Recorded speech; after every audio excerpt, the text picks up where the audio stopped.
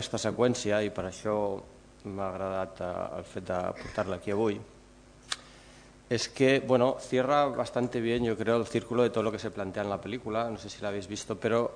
la película cuenta la historia del timbalero Albrook y cómo, después de la propia batalla,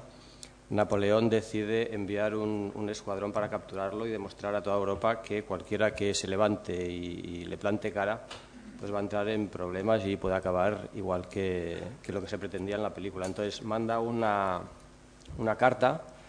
que le pide a un escuadrón de soldados de élite que vayan, que capturen a este chaval y que le corten la cabeza, ¿no? Entonces yo creo que esta secuencia, aunque es prácticamente el final de la película, lo que viene a simbolizar es un poco el desequilibrio que se plantea en la película. Porque, bueno, es decir, hay un desequilibrio de fuerzas muy grande entre lo que era el imperio más grande del mundo en aquel momento y la minucia que podía suponer el propio personaje en tierras catalanas, ¿no?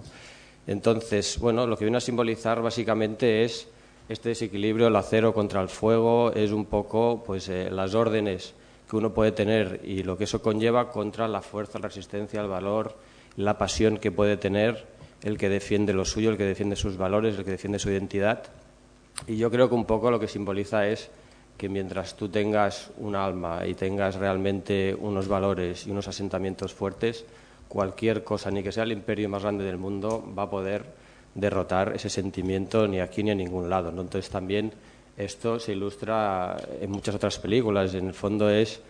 un imperio, un hombre contra un imperio, y muchas veces lo que ocurre es que la sensibilidad y la pasión y un poco los valores que conlleva defender lo suyo puede contra cualquier cosa, o sea, lo grande que sea, no importa, ¿no? Aparte de eso, que un poco lo que hace es conceptualizar la película ahí dentro, bueno, me da la sensación de que tiene también unos cuantos valores, como decían aquí, es decir, que realmente tenemos potencial para poder explotar toda la calidad y todos los equipos artísticos que hay. Yo creo que es una secuencia que mezcla muy bien pues todos los valores, la fotografía, la interpretación, la música, en fin, que reúne una serie de condiciones que me parece que la hacen bastante